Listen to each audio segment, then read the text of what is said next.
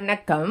வாங்க சமைக்கலாம். இன்னைக்கு என்ன நம்ம சமைக்க போறோம் அப்படின்னா சிறுதானிய உணவு தான். இது ரொம்ப சத்து நிறைந்தது.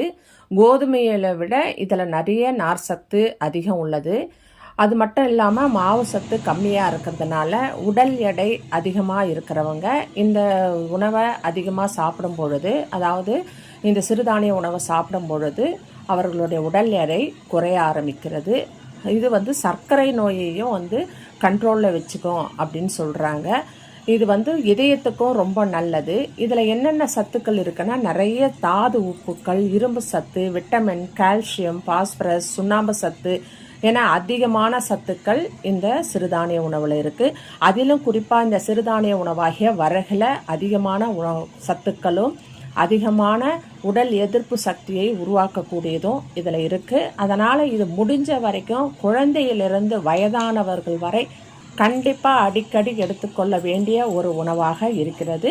இதை எந்த விதத்துலையாவது நீங்கள் எடுத்துக்கலாம். அதாவது இது கிச்சடி மாதிரியோ இல்லை கஞ்சி மாதிரியோ இல்லை உப்புமா மாதிரியோ இல்லை எப்படியாவது நீங்கள் இதை சமைச்சு நீங்கள் கண்டிப்பாக வாரத்தில் ஒரு முறையாவது எடுத்துக்கணும். இந்த மாதிரி பழக்கத்தை நம்ம வீட்டில் கொண்டு வந்தோம் அப்படின்னு சொன்னால் உணவே மருந்தாக நமக்கு இருக்கும். என்ன டிஷ் பண்ண போகிறோம் அப்படின்னு சொன்னால் சிறுதானியமாகிய வரகு அரிசியில் ஒரு சூப்பரான பொங்கல்.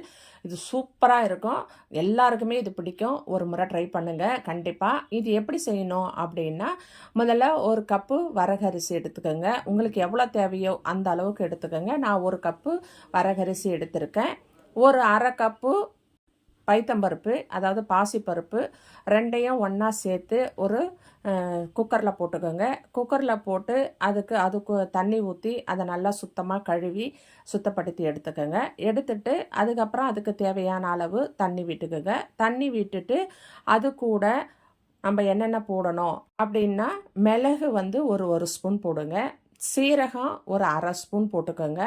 பெருங்காயம் தேவையான அளவு, உப்பு ஒரு ஸ்பூன் போட்டுக்கோங்க. போட்டுட்டு அதை நீங்கள் மூடி போட்டு ஒரு 5 விசில் இல்லைன்னா 4 விசில் விட்டு இறக்கிக்கோங்க. இறக்கி விசில் திறந்து பார்த்தீங்கன்னா ரொம்ப சூப்பராக சாஃப்டாக அது வெந்து மெத்துன்னு இருக்கும்.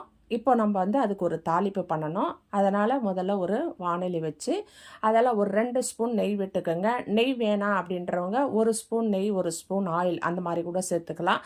அந்த மாதிரி நெய்யோ எண்ணெயோ அந்த மாதிரி சேர்த்துக்கோங்க. சேர்த்துட்டு அதுக்கு நம்ம எப்பவும் தாளிக்கிற மாதிரி தான், பொங்கலில் நம்ம எப்படி தாளிக்கிறோமோ அதே மாதிரி 1 ஸ்பூன் சீரகம், 1 ஸ்பூன் மிளகு, கொஞ்சம் இஞ்சி துண்டுகள் கட் பண்ணியது அதையும் போடுங்க. போட்டுட்டு கொஞ்சம் பெருங்காயத்தூள், அதுக்கப்புறம் கருவேப்பிலை போட்டுட்டு அந்த நம்ம வேக வச்சு வச்சுருக்கோம் இல்லையா குக்கரில், அந்த வரகரிசி அதையும் சேர்த்து நல்லா கிண்டி கொடுங்க.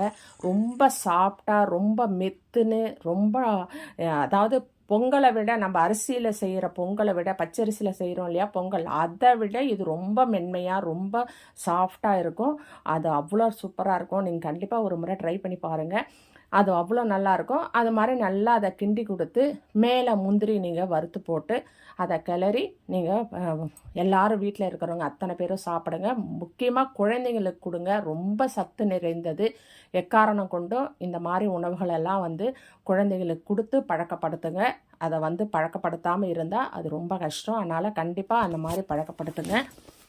இந்த உணவு அனைவருக்கும் பிடிக்கும். கண்டிப்பாக ஒரு முறை ட்ரை பண்ணுங்கள். இந்த வீடியோவை சப்ஸ்கிரைப் பண்ணி ஷேர் பண்ணி லைக் பண்ணி வச்சுக்கோங்க. நான் தினந்தோறும் ஒரு பதிவு போடுவேன். அது உங்களுக்கு பயனுள்ளதாக இருக்கும். ரொம்ப